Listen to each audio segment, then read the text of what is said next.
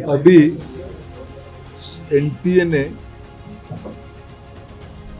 NEET UG का नई परीक्षा की तिथि घोषणा किया। 21 जून को री एग्जामिनेशन की डेट घोषणा की है। मित्रों, मैं 2-3 विषय आपके सामने, आपके माध्यम से देशवासियों के सामने, स्पेसिफिक स्टूडेंट्स और उनके अभिभावकों के सामने रखना चाहता हूं। हमारी सर्वोपरि प्राथमिकता है छात्रों की भविष्य, उनकी परिश्रम के प्रति संवेदनशीलता सरकार की सदैव है। 3 मई को एग्जामिनेशन हुई। 7 मई तक एनटीए की ग्रीवेंस रिड्यूसल सिस्टम पे कहीं से आपत्ति आई। गेस्ट पेपर में ऐसे कुछ प्रश्न आए हैं जो इस बार की क्वेश्चन सेट्स में था।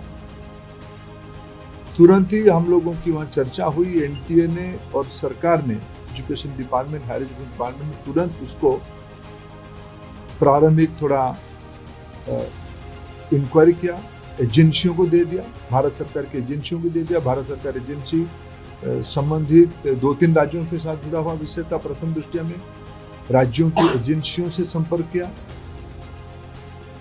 और 12 तारीख तक, यानी 8 को सुबह प्रक्रिया एक प्रकार से 7 रात को शुरू हुई, 8 को शुरू हुई। 8, 9, 10, 11 3-4 दिन में जब हमको स्पष्टता हुई, हम कंफर्म हुए हैं कि इस बार गेस्ट पेपर की आड़ पे क्वेश्चंस बाहर गया। हम 12 तारीख को छात्रों के हितों में, हम नहीं चाहते थे कोई गलत कैंडिडेट, एजुकेशन माफियाओं के षड्यंत्र से कोई भी सही छात्र की अधिकार वंचित हो जाए। इसीलिए हम बड़ी जिम्मेवारी के साथ, हमने कहा था, हम जीरो टॉलरेंस की अप्रोच में चलते हैं।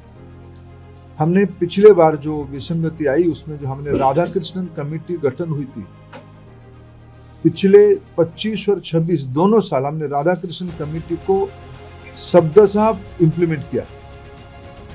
उसके बावजूद भी ये दुर्घटना हुई। इसलिए हमने पहला हमारे निर्णय हुआ कि हम परीक्षा को इस बार रद्द कर दें। हमने 12 तारीख को परीक्षा को रद्द किया। स्वाभाविक देश में और विशेष करके स्टूडेंट्स में उसको लेके 2 प्रकार की मत आए। हम दोनों प्रकार की मतों को स्वीकार करते हैं। हम अपना दायित्व उसको मानते हैं, उसको कैसे समाधान की रास्ता निकालें।